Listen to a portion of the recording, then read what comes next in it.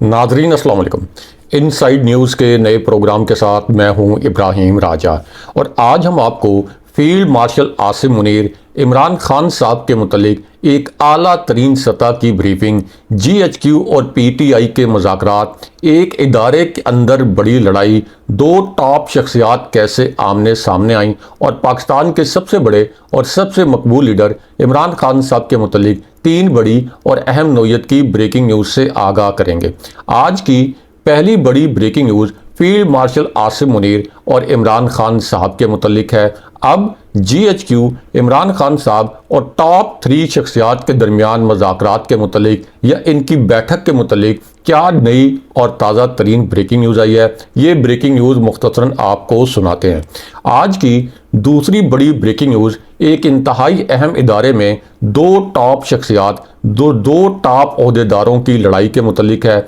इसी दौरान इमरान खान साहब की अबूरी ज़मानत के मुतलिक अब से कुछ देर पहले क्या अहम तरीन ब्रेकिंग न्यूज़ आई है, ये ब्रेकिंग न्यूज़ भी मुख्तसरन आपके सामने रखते हैं। आज की तीसरी बड़ी ब्रेकिंग न्यूज़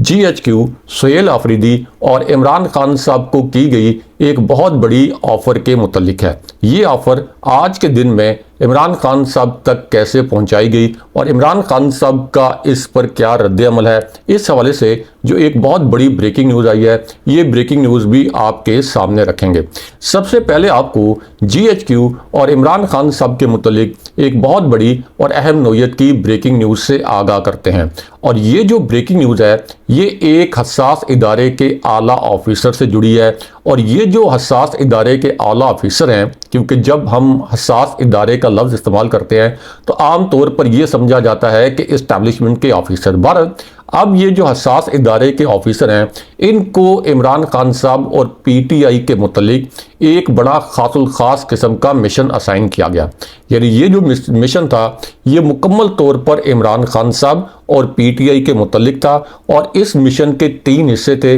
ये 3 हिस्से क्या थे, ये आपको एक एक करके बताते हैं। तो मामला यह है कि इनको जो 3 मिशन असाइन किए गए, उनमें से पहला मिशन ये था कि PTI को 2 हिस्सों में तकसीम करना है, इमरान खान साहब को मुकम्मल तौर पर तनहा करना है। PTI के जो सरकर्दा रहनुमा हैं, PTI के अंदर ऐसे रहनुमा जिनका PTI के अंदर इन्फ्लुएंस भी है, जिनकी अवामी सपोर्ट भी है, जिनका अपना एक बड़ा ग्रो PTI के अंदर है, यानी एक लॉबिंग भी है, इनसे प्रेस कॉन्फ्रेंसेस करवानी है, इमरान खान साहब पर इल्ज़ामात लगवाने हैं। उसके बाद इनसे प्रेस कॉन्फ्रेंसेस करवा के ये इल्ज़ामात लगवाने हैं कि इमरान खान साहब की जो सियासत है, ये रियासती और मुल्की मफादात के ख़िलाफ़ है और मुल्की मफादात से टकरा रही है। उसके बाद जब इनसे प्रेस कॉन्फ्रेंसेस करवा ली जाएंगी तो इन्हें PTI से और इमरान खान साहब से अलग करवा लिया जाएगा और फिर इन्हें दूसरी जमातों में अकोमोडेट किया जाएगा, जैसे कि जहांगीर खान तरीन की पार्टी, और फिर परवेज़ खटक को भी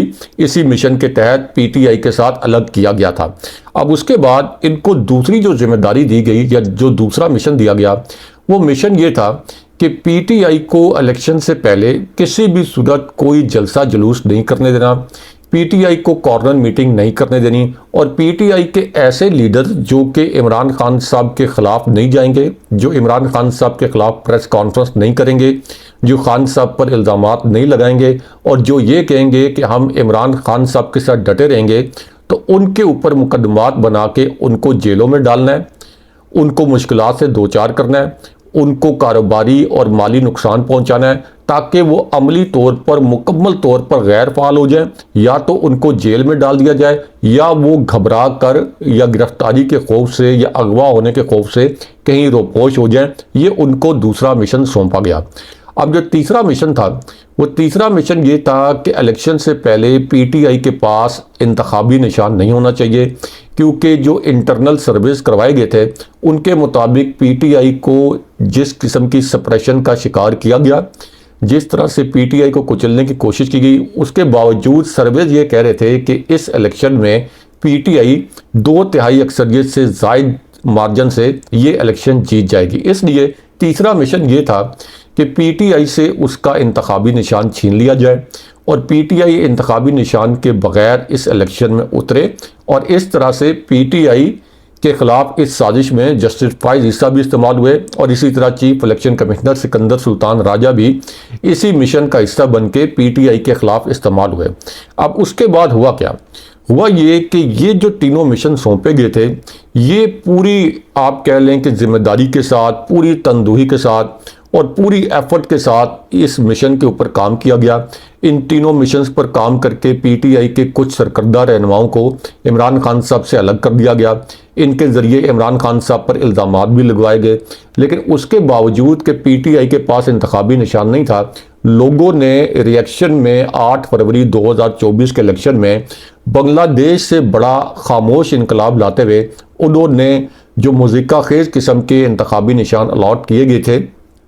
पीटीआई के उम्मीदवारों को, उन पर ठप्पे लगा के, उन पर मोहरें लगा के पीटीआई को 2/3 से ज़ायद अक्सरियत दिलवा दी।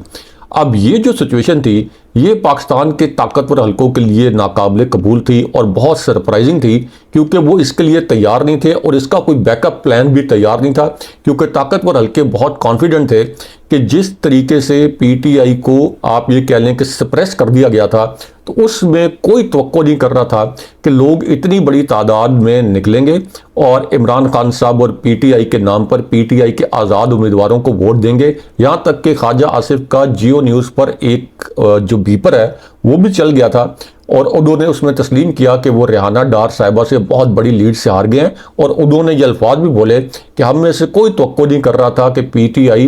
के इतने लोग जो हैं अवाम उनके हक में निकलेंगे और वो इतनी तादाद में वोट हासिल कर लेंगे। ये ख्वाजा आसिफ का बीपर जो है ये जियो न्यूज़ की आर्काइव में आज भी मौजूद होगा और आप इसको इंटरनेट पर भी सर्च कर सकते हैं। अब ये जो ऑफिसर हैं जिनको ये टास्क दिया गया था कि आपने ये इंश्योर करना है कि पीटीआई किसी भी सूरत ये इलेक्शन ना जीते, और चूंकि कोई बहुत बड़ा बैकअप प्लान नहीं था, इसलिए जब तमाम चैनल्स के ऊपर ये नताइज चलना शुरू हो गए कि पीटीआई तकरीबन 2/3 अक्सरियत हासिल कर चुकी है, तो उस वक्त फिर एक नया ऑपरेशन किया गया बहुत एब्रप्टली, और फिर नताइज रोके गए और नताइज रोकने के बाद उन चैनल्स को मजबूर किया गया कि वो नए नताइज चलाएं, यानी फॉर्म 47 वाले नताइज, और फिर पीटीआई को उनकी नशिस्तों से महरूम किया गया। लेकिन अब इस पूरी सूरत हाल में ये जो हसास इदारे के ऑफिसर हैं, इनसे इस्टेब्लिशमेंट नाराज़ हो गई। इस्टेब्लिशमेंट ने इनको ये कहा कि आपको टास्क दिया गया था, आपने अपना टास्क पूरा नहीं किया। हालांकि उन्होंने तो अपनी बेस्ट एफर्ट की, लेकिन जब आवाम जो है वो इस किस्म का रिएक्शन देने पर तुल जाए तो फिर तो जाहिर है कि कोई भी कुछ नहीं कर सकता। तो उनको ये कहा गया कि आपको जो टास्क दिया गया था ये पूरा नहीं हो सका,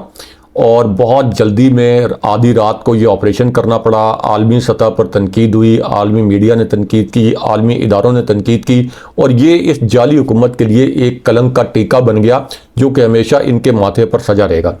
तो इस्टेब्लिशमेंट जो है ये जो ऑफिसर हैं इनसे नाराज़ हो गई, और ये जो ऑफिसर हैं इनको एक मुख्तसर सी इससे पहले एक्सटेंशन दी गई थी, और इनके मुतल्लिक ये समझा जा रहा था कि ये टास्क पूरा करने के बाद इनको एक और एक्सटेंशन मिलेगी। इन्होंने इस एक्सटेंशन के लिए शरीफ ख़ानदान से राब्ते भी किए, शरीफ ख़ानदान की खुशनुदी हासिल करने की कोशिश की, लेकिन जब उनका ये मिशन यानी पीटीआई को हराने का मिशन नाकाम हो गया तो उसके बाद फिर इनकी एक्सटेंशन का मामला गोल हो गया, और इनको इनकी भरपूर ख्वाहिश के बावजूद, इनकी भरपूर लॉबिंग के बावजूद इस्टेब्लिशमेंट की जानिब से इनकी एक्सटेंशन की अप्रूवल नहीं आई, और इनको अपने वक्त पर यानी एक छोटी मामूली सी जो इनको एक्सटेंशन मुख्तसर मुद्दत के लिए मिली थी, और वो एक ऐसी एक्सटेंशन थी जिसके मुतल्लिक ये कहा गया था कि टिल फर्दर ऑर्डर, अगले ऑर्डर तक ये इस ओहदे पर रहेंगे। उनको फिर फर्दर एक्सटेंशन नहीं मिली और उनको घर जाना पड़ा था। इस्टेब्लिशमेंट उनसे नाराज़ हो गई थी। लेकिन यहाँ आपको GHQ इमरान खान साहब और पीटीआई के मुतल्लिक एक और बहुत बड़ी और अहम नोयत की खबर से आगाह करते हैं। हमारे ज़राए ने इस ब्रेकिंग न्यूज़ की तस्दीक की है, ये खबर भी मुख्तसरन आपके सामने रखते हैं। ये भी बड़ी एक दिलचस्प नोयत की अंदरूनी कहानी है। ये अंदरूनी कहानी हमारे ज़राए ने हमारे साथ शेयर की है, ये हम आपके साथ भी शेयर करते हैं। तो मामला ये है कि एक आला तरीन सतह की ब्रीफिंग हुई, और ये एक ऐसी ब्रीफिंग थी, आप ये कह सकते हैं कि इसका इनडायरेक्टली ताल्लुक GHQ से भी था, क्योंकि ये ब्रीफिंग एक ऐसी सूरत हाल में हो रही थी जब 5 बड़ों की बैठक के हवाले से एक फार्मूला सामने लाया गया। इनमें इमरान खान साहब, फील्ड मार्शल आसिम मुनीर, मियां नवाज शरीफ, आसिफ अली जरदारी और शहबाज शरीफ शामिल हैं। अब जिस वक्त ये फार्मूला सामने लाया गया तो उसके बाद एक आला तरीन सतह की ब्रीफिंग हुई। इसमें नून लीग की क़यादत मौजूद थी और फिर इस ब्रीफिंग में ये 5 बड़ों की जो बैठक है ये मामला ज़ेरे बहस आया। यानी राना सनाउल्लाह ने जो कैमरों के सामने एक तरह से पॉलिसी स्टेटमेंट दिया था कि 5 बड़ों की बैठक होनी चाहिए, अगर ये बैठक ना हुई, ये मशावरत ना हुई, डायलॉग ना हुआ तो फिर मुल्क जो है ये आगे नहीं चल पाएगा। अब हमारे ज़राए का ये कहना है कि ये जो ब्रीफिंग हुई इसमें जो नून लीग की क़यादत है इसने राना सनाउल्लाह की इस तजवीज़ और राना सनाउल्लाह के इस फार्मूले और राना सनाउल्लाह के इस बयान पर अदम इत्मीनान का इजहार किया या राना सनाउल्लाह से नाराज़गी का इजहार किया। और ये नाराज़गी इस बात पर थी कि आपने इमरान खान साहब के मुतल्लिक ये अल्फाज क्यों बोले, या उन्हें 5 बड़े, जब आपने कहा कि 5 बड़े इकट्ठे बैठे उसमें आपने इमरान खान साहब का नाम क्यों लिया। इससे तो आपने तस्लीम कर लिया कि इमरान खान साहब इस मुल्क के एक बहुत बड़े या इस निज़ाम के बहुत स्टेक होल्डर हैं। हालांकि जानने वाले ये जानते हैं कि सिर्फ राना सनाउल्लाह नहीं बल्कि अगर आप सियासी लिहाज से देखें, यानी फील्ड मार्शल आसिम मुनीर तो एक अस्करी इदारे के सरबराह हैं, लेकिन अगर आप सियासी शख्सियात को देखें तो इस वक्त निज़ाम की सबसे बड़ी शख्सियत बल्कि पूरे निज़ाम की वाहिद शख्सियत इमरान खान साहब ही हैं। लेकिन बहरहाल राना सनाउल्लाह से इस ब्रीफिंग में नाराज़गी का इजहार किया गया कि आपने इमरान खान साहब के मुतल्लिक इस किस्म के अल्फाज क्यों बोले। लेकिन यहाँ आपको GHQ और इमरान खान साहब के मुतल्लिक एक आला तरीन सतह की इंटेलिजेंस रिपोर्ट के मुतल्लिक आगाह करते हैं। इस रिपोर्ट से आपको ये पता चलेगा कि पसे पर्दा इस वक्त क्या कुछ चल रहा है। हमारे ज़राए ने इस रिपोर्ट के 4 नुकात हमारे साथ शेयर किए हैं। ये जो पूरी दिलचस्प अंदरूनी कहानी है इमरान खान साहब से जुड़ी हुई, GHQ से जुड़ी हुई, इस्टेब्लिशमेंट से जुड़ी हुई, ये पूरी कहानी मुख्तसरन आपको बताते हैं। तो मामला ये है कि ये जो इंटेलिजेंस रिपोर्ट है ये एक ऐसी सूरत हाल में सामने आई जब अडियाला जेल में एक कंट्रोल रूम को कनेक्ट करके, यानी एक कंट्रोल रूम वहाँ पे मौजूद है जिसको कनेक्ट करके इमरान खान साहब की जासूसी की जाती है। अब ये जो जासूसी है इसके लिए कैमरों का एक जाल बिछाया गया है। ये जो कैमरे हैं ये ना सिर्फ वीडियोस रिकॉर्ड करते हैं बल्कि ऑडियोज भी रिकॉर्ड करते हैं, और बड़े आप कह लें कि लेटेस्ट टेक्नोलॉजी के ये कैमरे हैं जो कि बड़ी साफ आवाज़ रिकॉर्ड करते हैं, बड़ी साफ वीडियो रिकॉर्ड करते हैं, और अगर कोई सरगोशी में भी बात करे तो उस सरगोशी को भी रिकॉर्ड कर लिया जाता है, उस सरगोशी को भी सुना जा सकता है, और फिर इन सरगोशियों तक का एक ट्रांसक्रिप्ट बनता है, यानी इनकी एक समरी बनती है, इनके मेन नुकात बनते हैं, और फिर वो नुकात जो है इस्टेब्लिशमेंट के जो अफसरान हैं या इस्टेब्लिशमेंट के जो ज़िम्मेदारान हैं उनको भेजे जाते हैं। तो इस पूरी सूरत हाल में जब भी इमरान खान साहब की उनके बहनों से मुलाकात होती रही,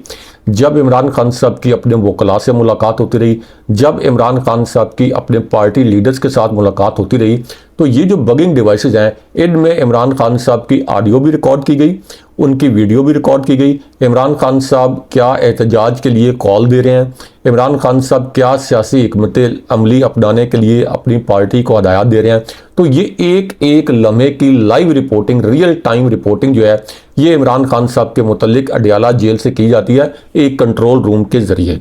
अब इस पूरी सूरत हाल में एक दिलचस्प इंटेलिजेंस रिपोर्ट सामने आई है। ये इंटेलिजेंस रिपोर्ट जो है ये आपके सामने रखते हैं और इसके जो 3 नुकात हैं ये आपके साथ शेयर करते हैं। तो मामला ये है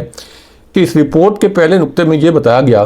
कि इमरान खान साहब जब भी मुलाकात करते हैं, यानी अपने अहल खाना से, अपने पार्टी लीडर्स के साथ या वकला के साथ, तो इमरान खान साहब का जो मोरल है ये गैर मामूली हद तक बुलंद होता है। उसके बाद इसी रिपोर्ट में ये कहा गया कि इमरान खान साहब जो मुलाकात करने वाले आते हैं उनको ये अल्फाज बोलते हैं और उनको ये कहते हैं कि मुल्क में एक बहुत बड़ी तब्दीली आने वाली है और एक बहुत बड़ा इनकलाब हमारा इंतज़ार कर रहा है। हालांकि इमरान खान साहब को पता होता है कि इस वक्त जो मैं अल्फाज बोल रहा हूँ ये इस जाली हुकूमत के नुमाइंदे और इसी तरह जो इस्टेब्लिशमेंट के ज़िम्मेदारान हैं उन तक ये अल्फाज पहुँचेंगे, इनकी रिकॉर्डिंग हो रही है। लेकिन इमरान खान साहब ये अल्फाज बोलते हुए पाए गए कि मुल्क में बहुत बड़ी तब्दीली आएगी और मुल्क में एक बहुत बड़ा इनकलाब हमारा इंतज़ार कर रहा है। उसके बाद इसी रिपोर्ट में ये बताया गया, जो कि बड़ा दिलचस्प इंकशाफ था और इस पर आप कमेंट करके शाइस्तगी के साथ अपनी आरा का भी इज़हार करें। इस रिपोर्ट के दूसरे हिस्से में ये बताया गया कि इमरान खान साहब जिस तरह आम जिंदगी में एक मामूल की ज़िंदगी गुजारते हैं, तो अब अडियाला जेल में भी जब भी उनके पास मौके आते हैं जब भी उनके पास मौके आते हैं और जब भी ये मौके उनको दस्तयाब होते हैं तो वो उसी तरह की मामूल की ज़िंदगी को अडॉप्ट कर चुके हैं जिस तरह से वो अडयाला जेल से बाहर एक नॉर्मल ज़िंदगी गुजारते थे। यानी खाने पीने के मामले में इमरान खान साहब अब कोई शिकायत नहीं करते, उन्होंने ख़ुद को अडॉप्ट कर लिया है। इमरान खान साहब अपने मामूल की ज़िंदगी के मुताबिक वर्जिश करते हैं, इमरान खान साहब मुताला करते हैं और उन्होंने जेल की सख्तियों और जेल में जो उनके साथ जुल्मों से सितम किया जाता है इसके साथ खुद को ढाल लिया है। और इमरान खान साहब अब कोई गिला शिकवा भी नहीं करते ताकि कोई ऐसा गलत तासुर, जाली तासुर ना जाए कि इमरान खान साहब के मुतल्लिक कि ये कोई आसाबी तौर पर कमज़ोर हो रहे हैं या इनको कोई तंग किया जा रहा है। तो ये इस रिपोर्ट का दूसरा हिस्सा था। उसके बाद इसी रिपोर्ट के तीसरे हिस्से में ये कहा गया कि जो एक घुटनज़दा माहौल है जिसमें इमरान खान साहब को रखा गया,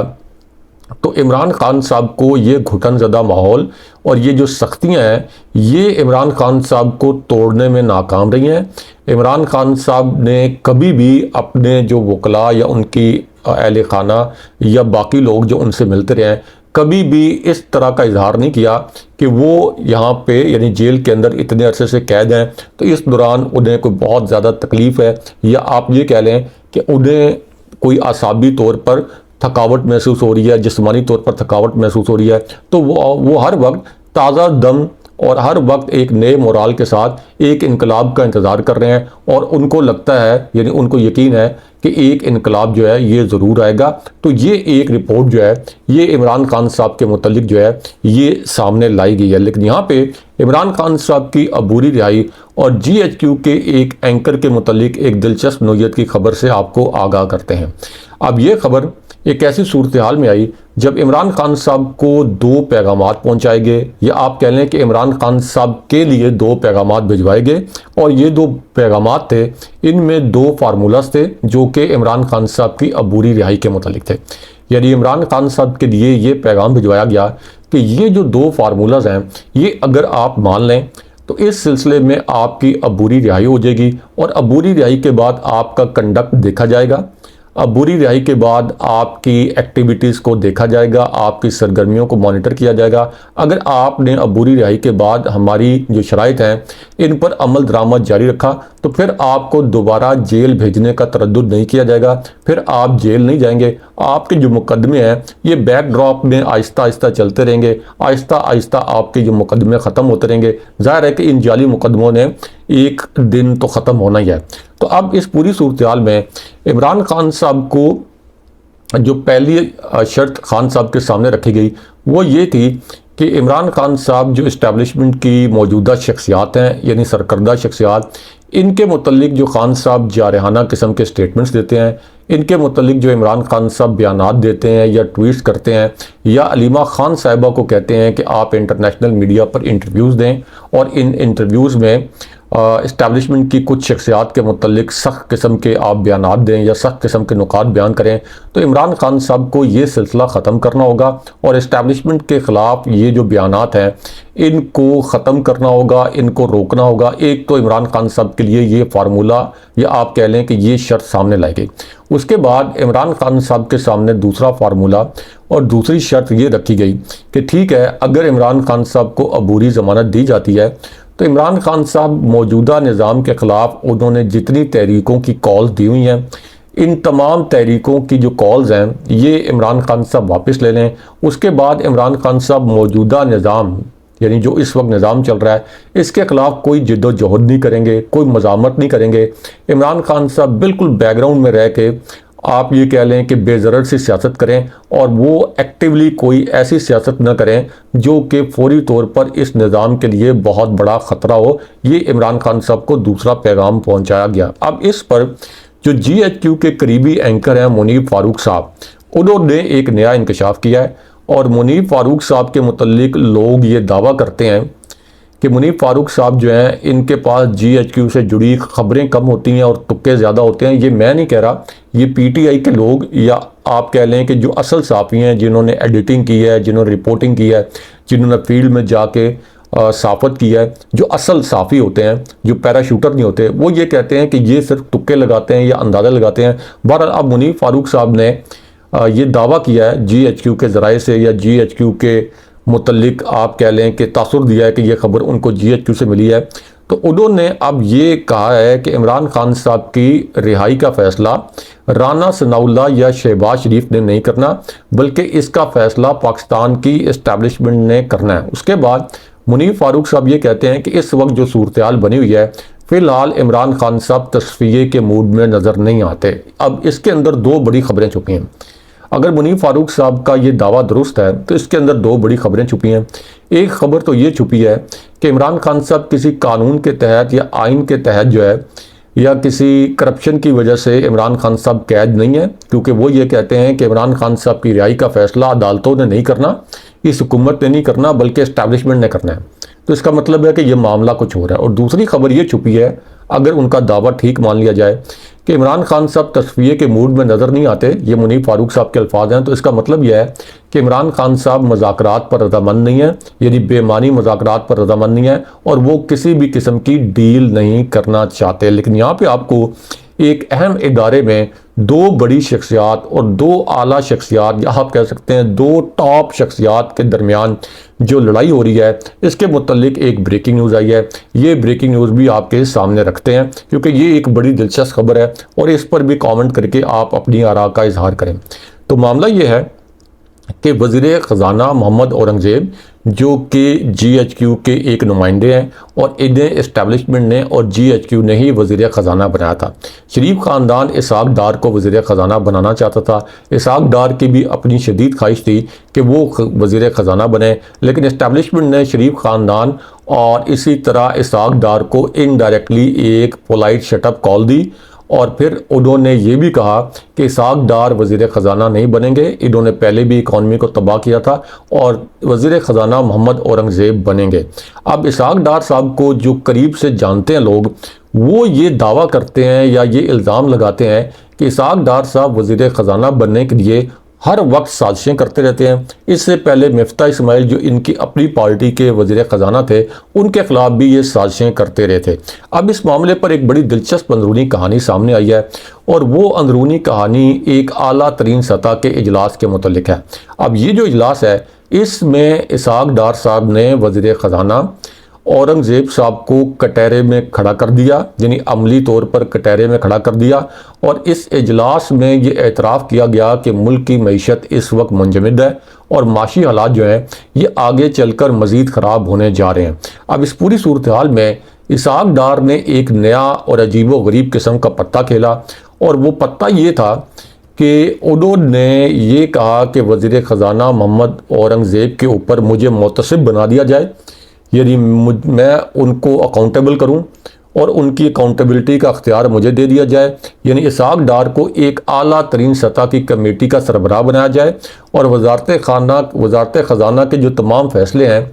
ये तमाम फ़ैसले इसहाक डार खुद करें। यह तमाम फ़ैसलों की मंजूरी जो है ये इसहाक डार दें और अमली तौर पर मोहम्मद औरंगज़ेब साहब को, जो कि GHQ के एक नुमाइंदे हैं, जो GHQ के लाए हुए एक वज़ीर हैं, इनको खुड्डे लाइन लगा दिया जाए। तो इसहाक डार जो हैं ये अब इस वक्त इस्टेब्लिशमेंट के लाए हुए एक वज़ीर के ख़िलाफ़ इस किस्म की साजिशें कर रहे हैं और उन्होंने वज़ारत ख़जाना के अंदर अपने बंदे भी फिट किए हुए हैं जो कि मोहम्मद औरंगज़ेब को चलने भी नहीं देते। लेकिन यहाँ आपको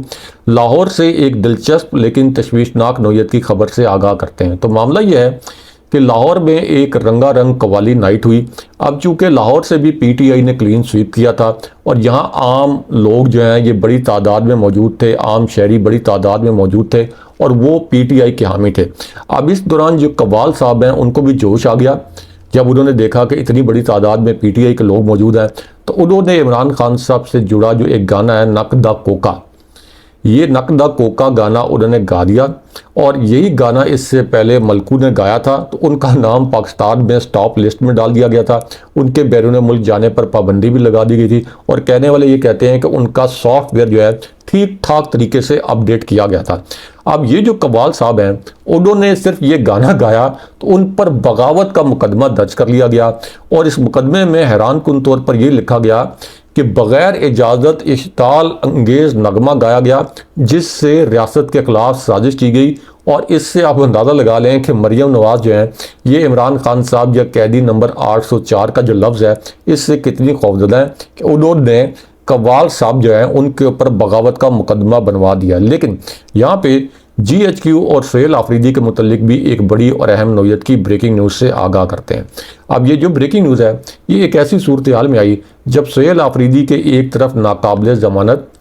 वारंट गिरफ्तारी जारी किए गए और दूसरी जानिब अब सुहेल आफरीदी ने एक बड़ा और अहम ऐलान किया है। इस ऐलान में सुहेल आफरीदी ने ये अल्फाज बोले कि मेरे लीडर इमरान खान ने मुझे अपने सूबे के इंतज़ामी मामलात के साथ साथ स्ट्रीट मूवमेंट की तैयारी का हुक्म दिया है। अब जो भी मुझ पर प्रेशर डालना चाहता है वो प्रेशर डाल के देख ले, अंदरूनी और बैरूनी साजिशें करके देख ले। मैं अपने लीडर की हदायत पर अमल करूंगा और इमरान खान साहब की रिहाई के लिए फाइनल कॉल की पूरी तैयारी मेरी मुकम्मल है। लेकिन यहाँ आपको इस जाली हुकूमत के बड़े माशी स्कैंडल के मुतल्लिक एक अहम खबर से आगाह करते हैं, क्योंकि अब डॉक्टर कैसर बंगाली का एक क्लिप वायरल है। बहुत आप कह लें तशवीशनाक क्लिप है और इस क्लिप में उन्होंने कहा कि इस वक्त पाकिस्तान में पढ़ी लिखी फैमिलीज बच्चों समेत भीख मांग रही हैं। उन्होंने कहा कि मेरे कई साबका कोलीग्स हैं जिनके घरों में गाड़ी तो खड़ी है लेकिन उनके पास बस का किराया नहीं है। इन्होंने अपनी आवाम का ये हाल कर दिया। उसके बाद उन्होंने कहा कि पाकिस्तान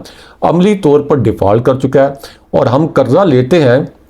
और कर्जा वापस नहीं कर पाते। अगर हमारे डिपॉजिट रोल ओवर ना हुए तो हम मुकम्मल तौर पर डिफ़ॉल्ट कर जाएंगे। लेकिन यहाँ पे एक नई कौमी हुकूमत के मुतल्लिक एक अहम खबर से आपको आगाह करते हैं। अब ये खबर एक ऐसी सूरत हाल में आई जब एक तरफ तो सुहेल वलायत साहब ने इंकशाफ किया कि इस्टेब्लिशमेंट शहबाज शरीफ और मरियम नवाज दोनों की परफॉर्मेंस से खुश नहीं है और इस्टेब्लिशमेंट को एक नए वंडर बॉय की तलाश है जो कि इस निज़ाम का सरबराह बन सके। अब इस पूरी सूरत हाल में एक और जो एंकर हैं जिनको GHQ का करीबी एंकर समझा जाता है, उन्होंने अपने ज़राए से खबर दी है कि अब जो आने वाली तरमीम होंगी उनके नतीजे में एक निगरान हुकूमत तवील अरसे तक आ सकती है, जिसको ये काम सौंपा जाएगा कि वो जो इस वक्त ज़रूरी इस्लाहात हैं जिनके मुतल्लिक इस्टेब्लिशमेंट समझती है कि ये इस्लाहात करना ज़रूरी है, वो इस्लाहात करेंगी। यदि अब एक और तरफ से ये खबर आ गई है कि इस वक्त एक नई कौमी हुकूमत या नई निगरान हुकूमत पर काम हो रहा है और ये जो निज़ाम है ये ज़मीन बोस हो सकता है। अगले प्रोग्राम तक के लिए खुदा हाफ़िज़।